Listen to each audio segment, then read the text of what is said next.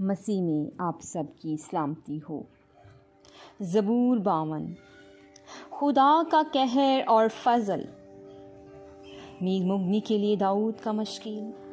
جب ادومی دوئگ نے جا کر ساؤل کو بتایا کہ داؤد اخی ملک کے گھر میں داخل ہوا ہے،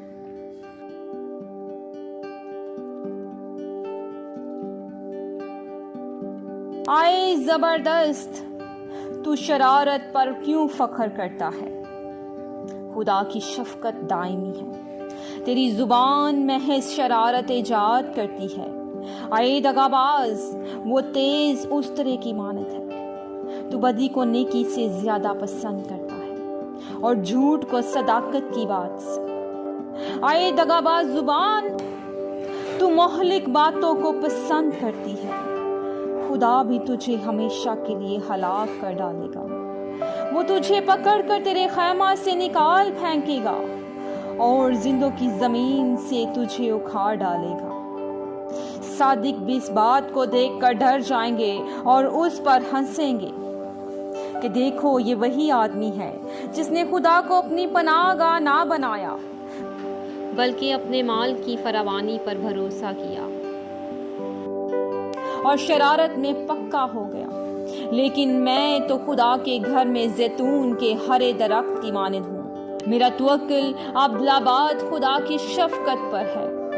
میں ہمیشہ تیری شکر گزاری کرتا رہوں گا، کیونکہ تو ہی نے یہ کیا ہے اور مجھے تیرے ہی نام کی آس ہوگی، کیونکہ وہ تیرے مقدسوں کے نزدیک خوب ہے۔ آمین۔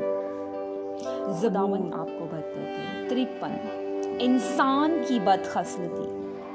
میر مغنی کے لیے محلت کے سر پر داؤد کا مشکل۔ احمق نے اپنے دل میں کہا ہے کہ کوئی خدا نہیں، وہ بگڑ گئے، انہوں نے نفرت انگیز بدی کی ہے، کوئی نیکوکار نہیں۔ خدا نے آسمان پر سے بنی آدم پر نگاہ کی تاکہ دیکھے کہ کوئی دانشمند، کوئی خدا کا طالب ہے یا نہیں۔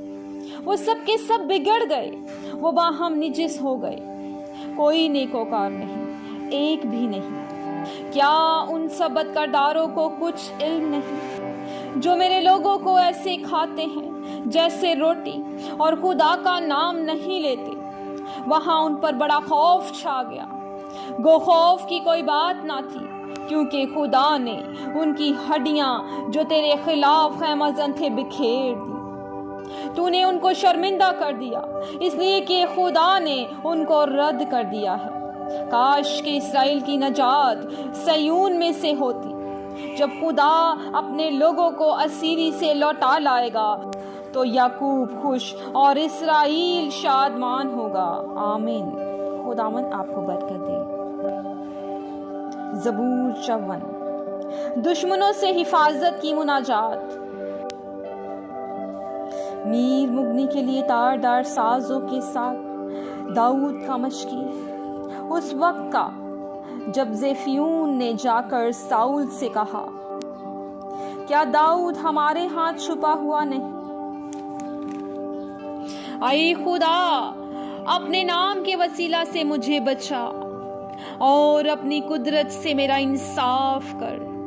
اے خدا، میری دعا سن لے، میرے منہ کی باتوں پر کان لگا، کیونکہ بیگانے میرے خلاف اٹھے ہیں اور تند خو لوگ میری جان کے خواہاں ہوئے ہیں۔